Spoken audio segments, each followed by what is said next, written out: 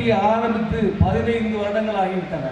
இத்தனை வருடங்களும் இந்த பள்ளி மிக சிறப்பாக இயங்கிக் கொண்டு வருகிறது என்பது அனைவருக்கும் தெரியும். இந்த ஊர்ல ஜெயித்தவர்கள் நிறைய இருக்கிறாங்க, நிறைய செல்வந்தர்கள் இருக்கிறாங்க. ஆனா இறைவன் ஒரு மனிதனை, இந்த அசன ஆச்சாரை தேர்ந்தெடுத்து இந்த பள்ளிக்கூடத்தை ஆரம்பிக்கணுங்கிற ஒரு விதையை போடலாம் பார்த்தீங்களா, அந்த இடம் தான் வெற்றி. அந்த இடம் தான் இந்த மக்களுக்கு வெற்றி, எல்லாத்துக்கும் வெற்றி. இவங்களை அறியாமலே 15 வருடங்களாக எத்தனை பேர் ஜெயிச்சிருப்பாங்க. ஒவ்வொரு வீட்டிலையும் ஒவ்வொருவரும் ஜெயித்துக்கிட்டு இருக்காங்க. அதுக்கு இந்த வெற்றியாளருக்கு நம்ம எல்லாரும் சேர்ந்து வேற ஒண்ணுமே ஒரு அகில உலகம் அனைத்தையும் படைத்து பரிபாலித்து போஷித்து ரட்சித்து காத்து வரும் எல்லாம் வல்ல இறைவனுக்கு புகழ் அனைத்தும். பள்ளியின் நிறுவனர் ஹாஜியார் அவர்களே, எனது அருமை சகோதரர் பள்ளியின் தாளாளர் ஹாஜி ரியாஸ்தீன் அவர்களே, பள்ளியின் செயலர் ஷாவுனவி சார் அவர்களே, சிறப்பு விருந்தினர் டாக்டர் சிவந்தி ஆதித்தனார் பொறியியல் கல்லூரியின் பேராசிரியர் முதல்வர் டாக்டர் ஜிஜி அவர்களே, அருட்சகோதரி இந்த பள்ளியின் முதல்வர் மேடம் ஸ்வீட்டி அவர்களே, தாய்மார்களே, பெரியவர்களே, மாணவ செல்வங்களே, உங்கள் அனைவருக்கும் இந்த மாலை நேரத்தில் எனது உளம் கணிந்த சலாத்தினை தெரிவித்துக் கொள்கிறேன். அஸ்ஸலாமு அலைக்கும் வரஹ்மத்துல்லாஹி வபரகாத்துஹு. இந்த பள்ளி ஆரம்பித்து 15 வருடங்கள் ஆகிவிட்டன. இந்த பள்ளியில் மிக சிறப்பாக இத்தனை வருடங்களும் இந்த பள்ளி மிக சிறப்பாக இயங்கிக் கொண்டு வருகிறது என்பது அனைவருக்கும் தெரியும். இந்த சிறப்பு விருந்தினரை ஒரு 2 நிமிடங்கள் நான் சொல்லிக்கொள்ள ஆசைப்படுகிறேன். மொத்தத்தில் ஒரு 5 நிமிடத்தில் என்னுடைய பேச்சை முடித்துக் கொள்வேன். சிறப்பு விருந்தினர் மேடம் ஜிஜி அவர்களை எனக்கு 2013ஆம் ஆண்டு தெரியும். 10 வருடங்களாக மேடம் அப்படியே இருக்கிறார்கள். நான் 2013 என் பொண்ணு ஃபர்ஸ்ட் இயர் பிஇ அந்த காலேஜில் படிக்கும்போது ஃபர்ஸ்ட் பார்த்தேன் மேடம். அதுக்கப்புறம் 2018 ஒரு தடவை மேடத்தை பார்க்க சொன்னாங்க. நானே என் பொண்ணு போய் பார்த்தோம். She got university rank.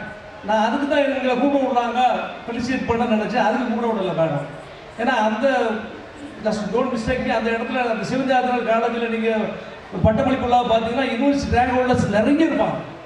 அந்த மாதிரி ஒரு அருமையான காலேஜ். நான் ஒரு ப்ரொஃபஸராக நான் அதை பார்த்து வயந்திருக்கேன். மேடத்தை பார்த்து எப்படி ஆச்சரியமாக பார்த்துருக்கேன். அந்த மாதிரி இருந்த இடத்துல 2018 கூப்பிட்டாங்க. ஒரு சின்ன தகவல் அந்த இடத்துல சொல்ல வரணும்.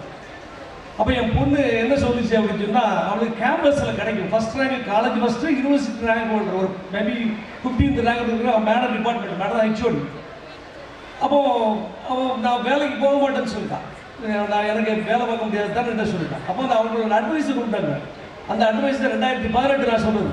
அந்த அட்வைஸர் என்னை கூப்பிட்டு விட்டாங்க. நான் போனேன். என் பொண்ணு என்னட்டு எழுதி கேட்டாங்க. சார் நீங்களும் எழுதி தரணும், கேம்பஸ் வேணாம்னு எழுதி தரணும் சொல்லிட்டு நான் வீட்டுக்கு வந்துட்டேன். திரும்ப I got a phone from that advisor. எனக்கு I didn't remember her name. அந்த மேடம் கூப்பிட்டு கூப்பிட்டு விடுறாங்க. நான் போனேன். மேடத்தை போய் பார்க்க நானும் என் பொண்ணும் போனோம். இதில் ஒரு படிப்பினை, அதனால் சொல்கிறேன். அவங்களுடைய அனுபவம் எனக்கு.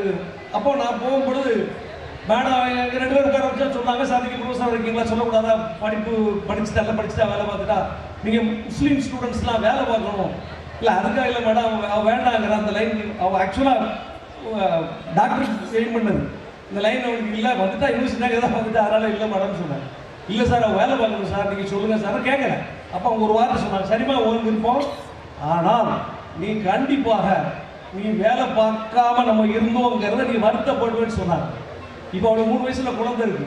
இப்போ ரியாஸினுடைய அட்வைஸ் பேரில் அக்சென்ச்சரில் அவன் வேலை பார்த்துட்டு இருக்கா. மேடம் சொன்னதா என்கிட்ட, நான் மேடம் சீஃப் கெஸ்டாக இருக்கேன் நான் போகிறேன்னு சொல்லும் போது, அதான் நீ இந்த இன்ஃபர்மேஷனை சொல்லு, நம்ம பிள்ளைகளுக்கு தெரியணும்னு சொன்னான். நான் எதுக்கு சொல்ல வரேன்னா, வேலை என்பது மிக மிக முக்கியம். அதனால் மேடம் அந்த நேரத்திலேயே சொன்னாங்க.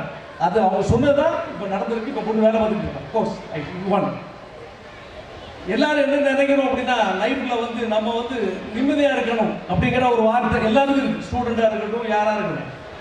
அந்த நிம்மதி என்பது எப்படி கிடைக்கும், எதனால் கிடைக்கும் அப்படின்னு சொன்னால் செல்வத்தால் கிடைக்காது.